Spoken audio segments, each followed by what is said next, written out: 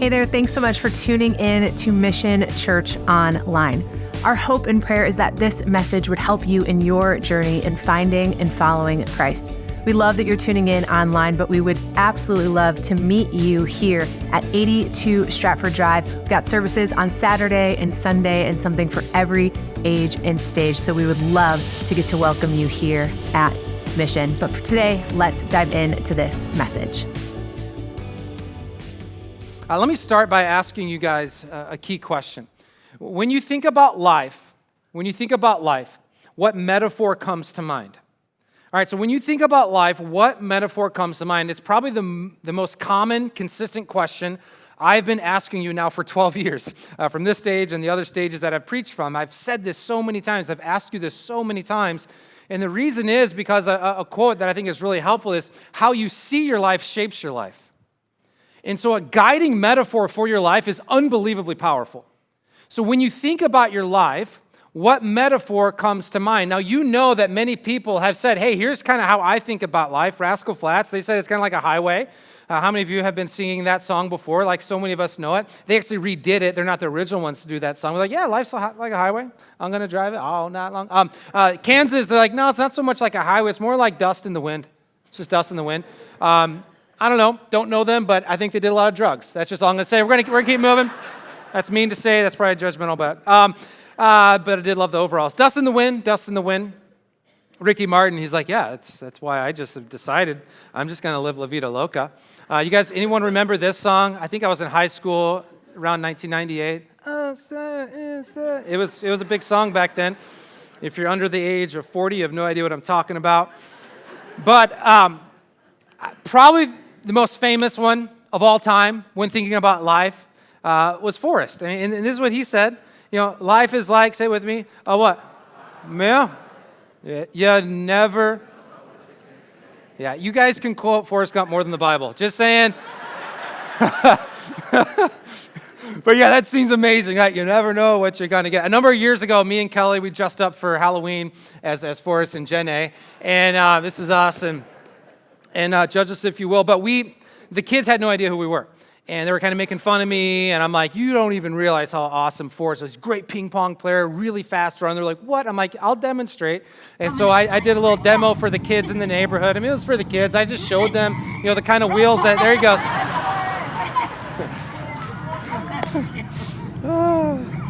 It was for the kids, Yeah, happy Easter. That was your Easter gift for you. You're welcome. When you think about life, what metaphor comes to mind? And I think it's a really important question to ask all the time, but what we've been learning for 6 weeks is David helps us a lot with Psalm 23. More than just reading quickly through that psalm, it can actually build a lens to interpret and see life through. It has been building for us, those of us that have been following along each week, it's been helping us understand what life is like. Psalm 23 and other places in the Bible say it like this: life is like a shepherd guiding and guarding his sheep. This is an incredible guiding metaphor for our life. That life is like a shepherd guiding, that you are not your own shepherd. There is a shepherd. He rules and he is reigning. He is alive. He is King Jesus, the good shepherd.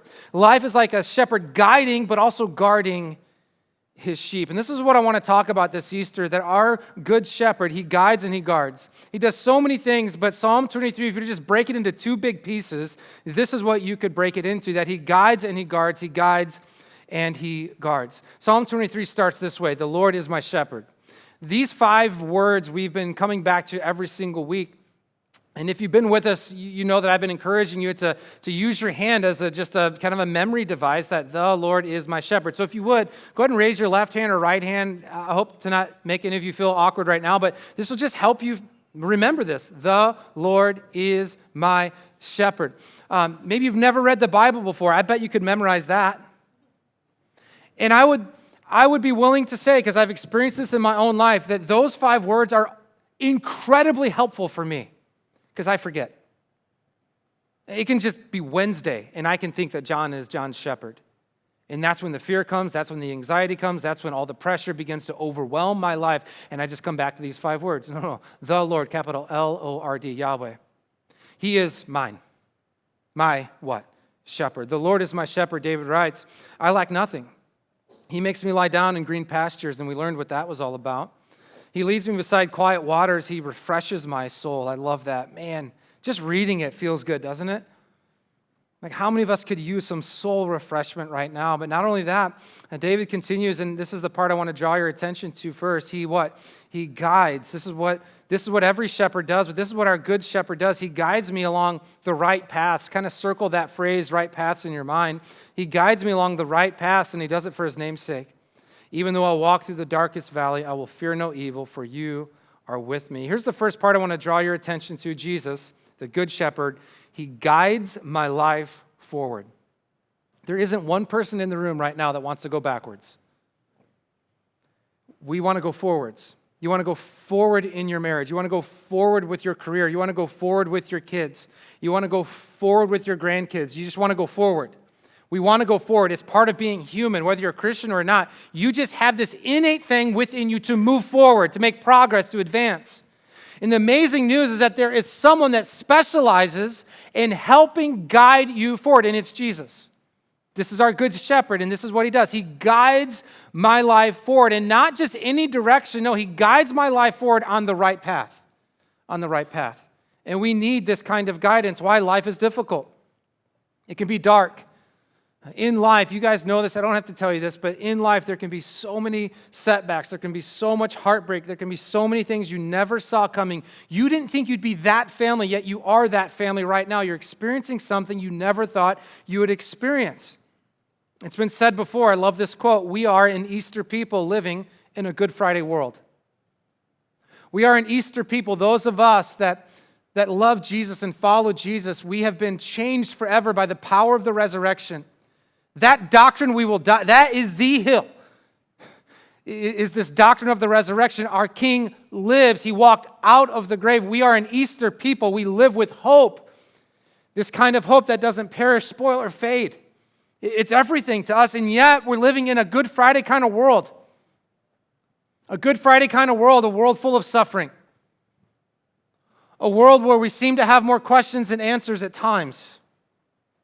A world where cancer just seems to be just sweeping, where so many marriages aren't making it. We are an Easter people living in a Good Friday world. This is why we need a good shepherd.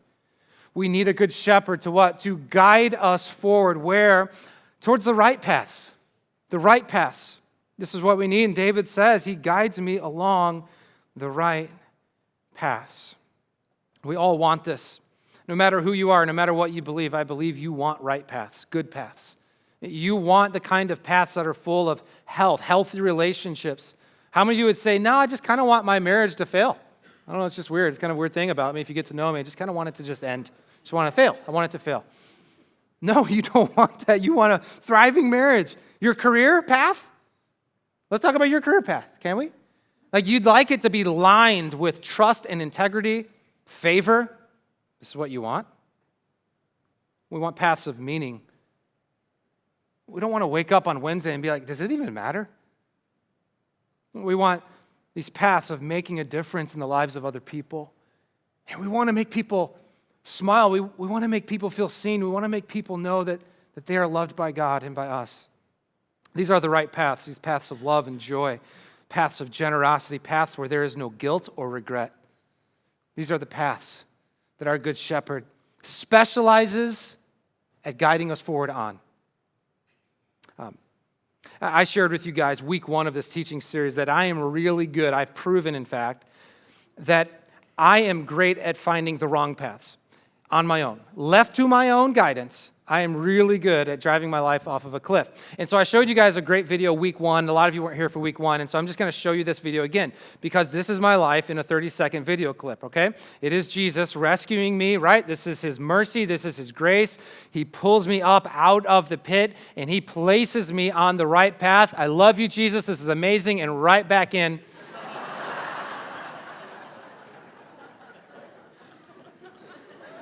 Anyone else besides me? I'm the only honest one, right? I'm like, that's, guys, like you do, like this right path. There's so many paths, and the world will just keep adding a path. Like every single day, there's like, oh, there's another path and another path and another path. I want to find the right, Jesus, what are the right paths? What are the paths of wholeness? What are the paths of health? What are the paths of love? What are the right paths? We need Jesus to guide us on these right paths. We need him to give us the discernment and wisdom to walk on these paths, to move forward with him. Hebrews 12:2 says it this way. I love this. Looking unto Jesus. Say this with me. Looking unto who? Looking unto Jesus. Would we set Jesus as the focal point of our life? As we work with him and we get on the right path, being guided forward, not backwards, but forward, we fix our eyes on Jesus. We fix our eyes on Jesus. He's the author and the what? The finisher of our faith. It was a number of years ago I started running marathons, and I got into this, run a bunch of them. And my first one, I was super nervous. I'd never done it before, and it's a long way to drive, let alone run. And I was concerned about my pace. I didn't want to start running too fast and then not be able to finish. It was before I had a Garmin and all that stuff. And so someone told me, like, hey, you don't need to worry about it. They've got pacers.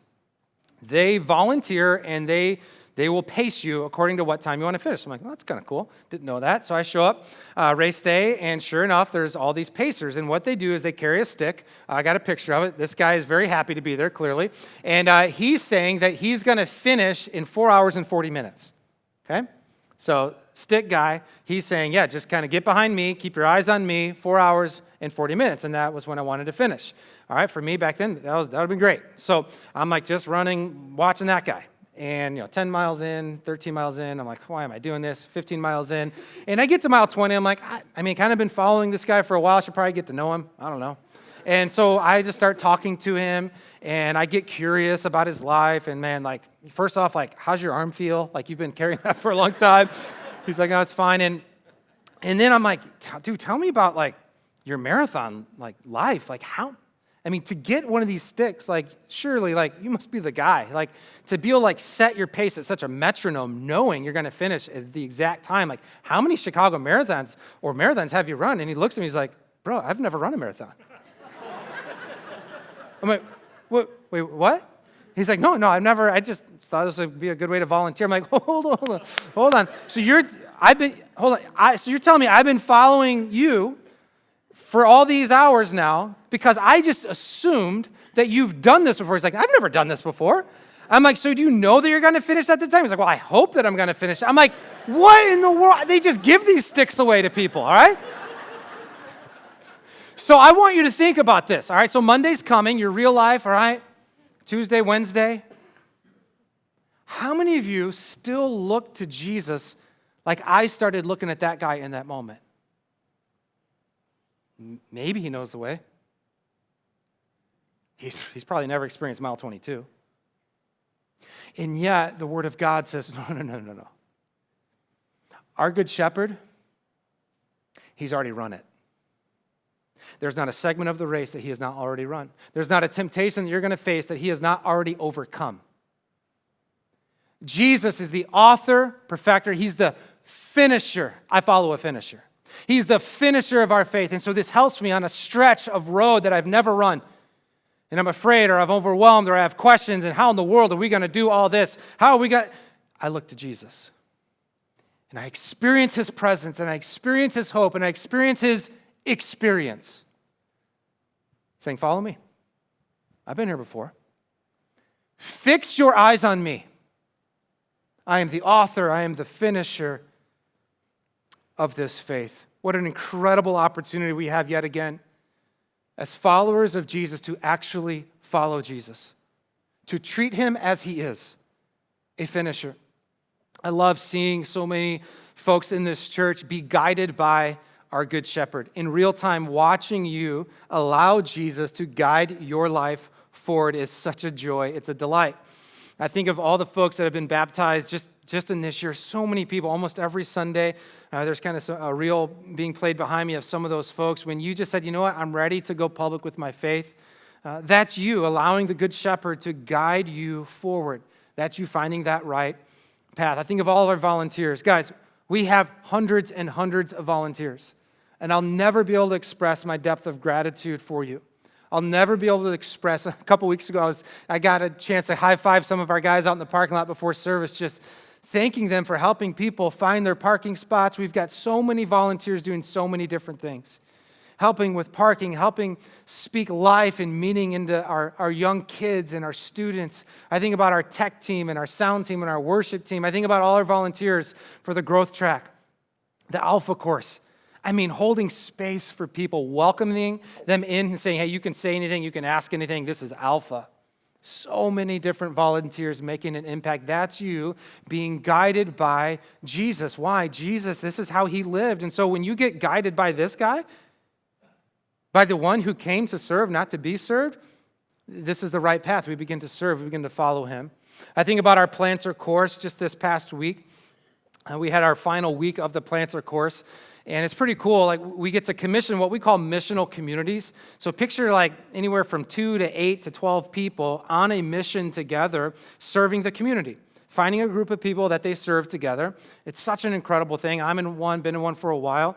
Well, we just got to start and launch a bunch of new ones this past week. And so this is a picture of Greg praying over this couple. Greg himself leads a missional community in the workplace, in the business sector. And there's Dan on the left. And I don't know, Dan kind of looks like he's sleeping. I mean, I got to look into that. But no, they're praying for them. They're commissioning them.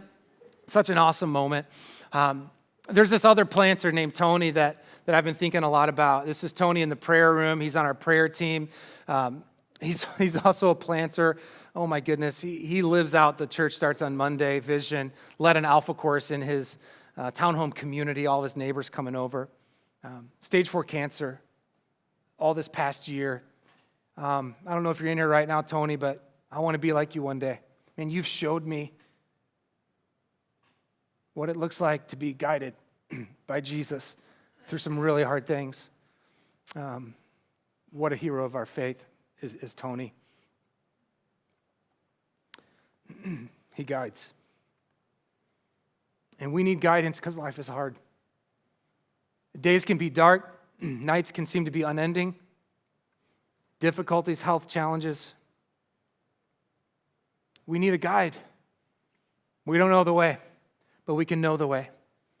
His name is Jesus, and he's the good shepherd, and he did not leave you on your own. He took your shame and sin on Friday, and he overcame the grave on Sunday. Not so that you would treat him as someone that just kind of started a race. No, he's the finisher of our faith. Are you allowing Jesus? Are you asking him, Jesus, guide my life forward. Guide it forward. I'll keep my eyes on you. He guides, and he guards. This is what Jesus uniquely does. He guards our life. Verse 6, or 4 through 6. You are with me, your rod and your staff. I preached on that a couple weeks ago, speaking of guarding. Incredible imagery that David is using here of what a shepherd really does for his sheep. They comfort me, speaking of the rod and the staff. And you prepare a table before me in the presence of my enemies. You anoint my head with oil. There's so much I could say about that when fly season and the flies literally drive sheep crazy, and they put an oil on the sheep, and it just makes all the difference. One of the ways that a shepherd will guard the life of a sheep. My cup overflows. Surely your goodness and love will follow me all the days of my life. I was biking this past week, and I had a headwind, and it wasn't a great experience. And then I turned the corner, and then I got a tailwind. I'm like, oh, that's what it is. Like the tailwind of Jesus. It's just like goodness and love. It's just following me, pushing me forward all the days of my life. And then look how David finishes. What a finish. Verse 6, I will dwell. Everyone say dwell. Yeah, like the impact, the meaning of that word dwell, you feel it when you say it. Like when you say dwell, it's like, oh, man, it just feels good to say. It's like that word picture of relaxing. I dwell. Yeah. Where? In the house. Whose house? House of the Lord. Oh, there's that word again, bookending Psalm 23. I'm going to dwell in the house of the Lord. In the house of the Lord. I'm going to get to put my feet up in the house of the Lord. I'm going to get to rest. I'm going to know that I'm okay. Yeah. For how long? Oh, forever. Forever's a long time. forever. Those who through simple faith in Jesus Christ will dwell in the house of the Lord. How long? Forever. Yeah, he guides my life forward, but secondly, he guards my life forever. This is what he does. He guards my life forever. I'm not sure if you really need guidance, but I can promise you, you need someone to guard your life forever. You need someone to guard your life, not just now, but forever. It's a really interesting thing to see that through the lens of a shepherd leading sheep. W. Philip Keller, who was a shepherd, he said this: David is reflecting on and recounting the full round of the year's activities from the flock. He's taken us from the green pastures and still waters, up through the mountain passes onto the high tablelands of the summer range. Fall has come with its storms and rain and sleet that drive the sheep down the foothills, get this, and back to the home ranch for the long, quiet winter. In a sense, this is coming home. And just all week I've been reflecting on dwell in the house of the Lord forever. Just that deep feeling. I can't describe it, and I'm a man of words. I can't even describe it. But just that sense of home. There's no place like home, and yet some of you grew up in a dysfunctional home and have a dysfunctional home. You're like, that doesn't work for me. Well, this is the home you've been longing for your whole life. That we can rest and we can breathe and we can put our feet up and we can know that we're okay forever. I want to show you a house that sheep would dwell in. This is an ancient understanding. This is a sheep pen. And I just found this really helpful and interesting of thinking through this picture with that last verse, dwell in the house of the Lord forever.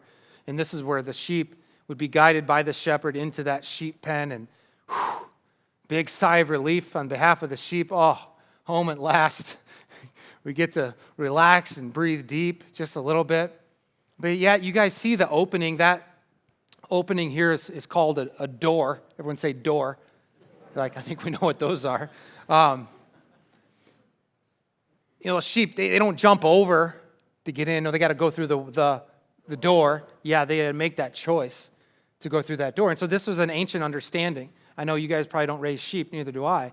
But back in the old days, in times of David, and then 1,000 years after David, this man who came from the line of David,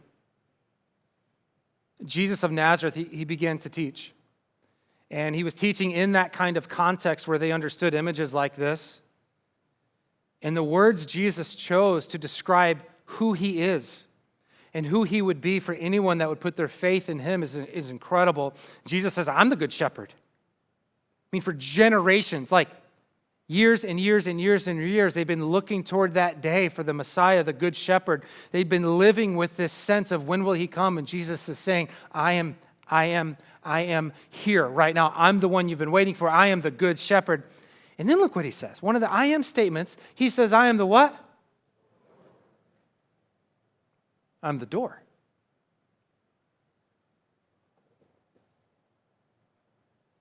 If you're sitting there that day and you hear him say that and you understood sheep and the role of a shepherd, you'd be like, wait, what? Yeah. If anyone enters through me, meaning you got to make this choice. He will be what? Are you saved? Are you saved? How many of you have been, you've been trying to jump over those walls, good works, or just high jumping ability, hoping that maybe you can get over? No, there's one way in. I'm so thankful that Jesus didn't come to confuse us, but he came with great clarity. I'm the door. If anyone, oh, what a word. Someone right now is hearing that word, anyone. That's what you focused in on. You're like, anyone? You mean like me? Yeah. Anyone. Anyone. No matter who you are, no matter what you've done. That's kind of the point. If anyone enters through me, what an exclusive claim. I mean, only someone that would go to a Roman cross and defeat Roman crucifixion can talk like that. He said, yeah, through me, he will be saved. Because on Friday, he gave his life for the sheep, but on Sunday, he got up. He walked out of the grave. He is risen. He is risen indeed. We do not worship and follow a dead shepherd. Have you entered through that door? It's pretty incredible. I found a picture of what this really looks like. Those sheep made a great decision to enter through that little opening. And look at the role of the shepherd. This is how they would do it out in the fields. That shepherd would use his own body to be the door. Last year, I was one of our high school volunteer leaders for seniors, boys.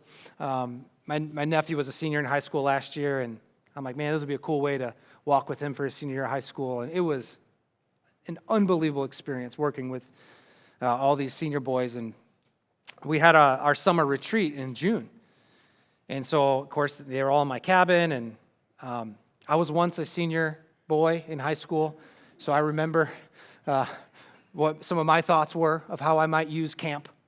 And so that first night at camp, I just said, hey guys, if you're wondering where I'm going to sleep, I'm going to be sleeping right in front of the, maybe you worked with students or you raised them.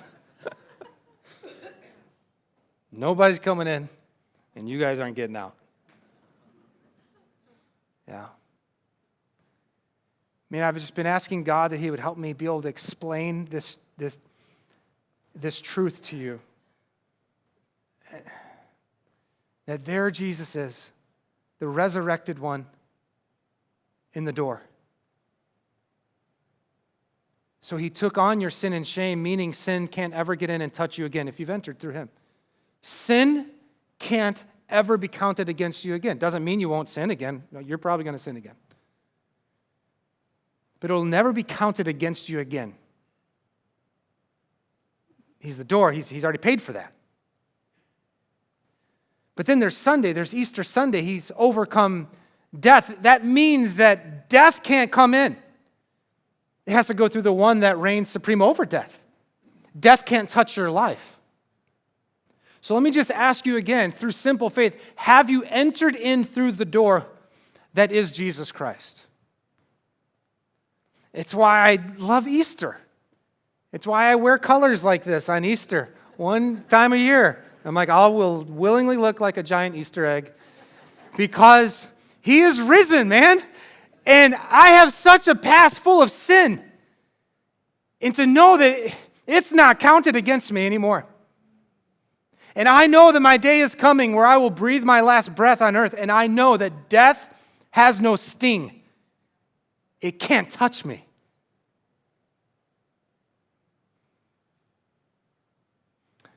I want to close this message giving you an opportunity to respond. How could you respond today? Well, probably in so many different ways. But I think there's at least two groups of people, and I want to give you the opportunity to respond. I think about group number one. It's all around guidance. Paths are before you, and you're like, man, I don't know what the right path is. It could be difficulty that's come your way, and you're like, man, that first section of the talk, you felt like that was for you, because it was. God sees you. He knows what you need. And I want to encourage you to pray a very simple prayer here in just a minute. I'm going to ask you in just a minute to stand to your feet saying like, yep, I'm going to pray that prayer. Pull it up on the screen for you. Just two prayers. They both have 5 words. That's it. Jesus, guide my life forward. We're not going back. Forward. And here in just a minute, I'm going to ask you if that's you. I'm going to ask you to stand to your feet, to make a bold move. Just say, yeah, man, Jesus, you're the finisher? Yeah. The second group, this is a prayer you pray once. Group number one, that first prayer, I pray, I don't know, every day. Wednesday, maybe 3 times, if it's a hard week. But this second prayer, Jesus, what is it? Guard my life for how long? You pray that once. Would you pray it? The Holy Spirit is moving right now. He's helping you understand that you're not saved. I can't do that, but he can. You're like, oh man, I never understood the gospel, and I'm understanding it right now. And it has a little bit to do with me and everything to do with God. I can just tell you, he's helping you understand right now that you are not saved. But you could be. 5-word prayer will change where you dwell forever. Let me just tell you, forever, you want to dwell in God's house. Why wouldn't you pray that? Why wouldn't you pray that? And so group 1, if you guys are ready to pray that prayer, make a bold move. Stand to your feet. We'll bring the lights down a little bit. Tom can do that. We've got that kind of technology here. Awesome. And group number 2, you're like, all right, man. On almost Easter Sunday is when you prayed to be saved.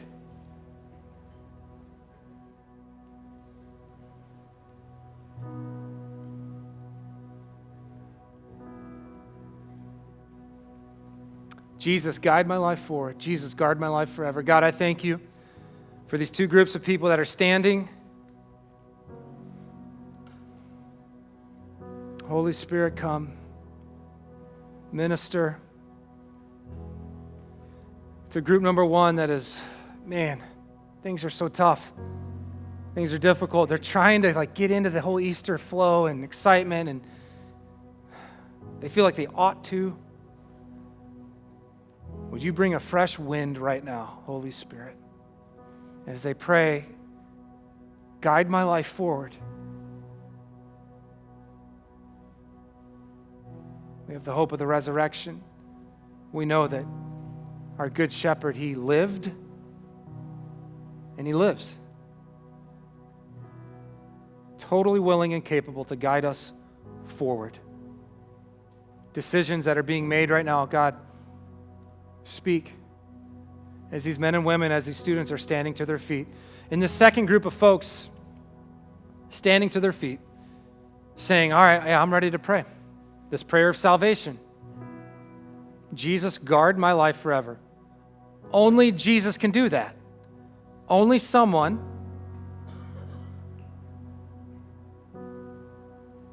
who overcame sin and death can stand guard forever. And it's Jesus. It's Jesus.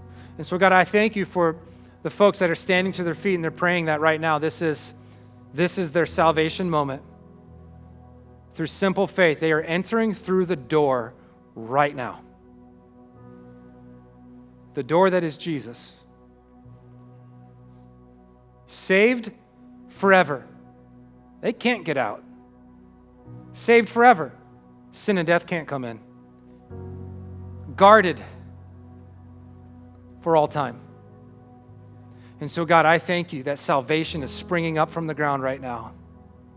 God, and I thank you that hope is abounding. The Spirit of God is on the move in this place. Keep pouring it out, God. Keep pouring it out.